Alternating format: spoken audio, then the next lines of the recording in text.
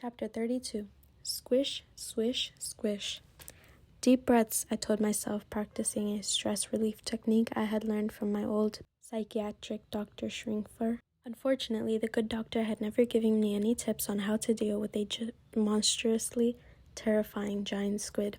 Yup, you read that right. A giant squid had appeared before us, staring with cold, expressionless eyes. Chatterclaws just had time to shriek, "It's been nice knowing you, Knight," before he fainted. Then the squid grabbed us with his long, slimy tentacles. Ah! The squid threw us into a small, very dark and dreary cave. The only light came from one tiny window way up high. Rancid rat hairs. Things weren't looking good. How would we ever get out of this place? I thought about trying to bargain with the squid, but he wasn't exactly the talkative type. Plus, I didn't really have any experience with squids. What did they do for fun besides crawling along the ocean floors, capturing terrified mice and crabs? Did they read books? Go to the movies? Before I could think of what to say to him, the squid swam away. Sigh.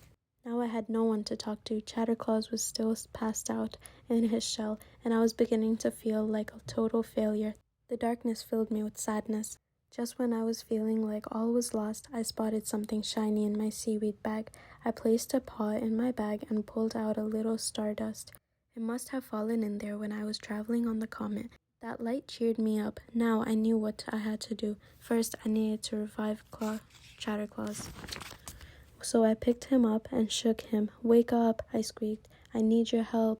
The crab crawled out of his shell, looking annoyed. "Smoking sardines, did you have to shake so hard? You broke the chandelier in my dining room," he complained. After apologizing, I pointed to a little window above us and said, "Do you have something that could help us get out of the window?" Chatterclaws disappeared back in his shell and reappeared with a rope with a hook at the end. "Great," I squeaked, getting excited. I managed to snag the hook on the bars of the window. Then I climbed up the rope. Pushing my nose against the bars, I yelled, "Help!" Suddenly I spied Finn, the fish I had rescued. "I'll help you." "Be right back," he cried, swimming off.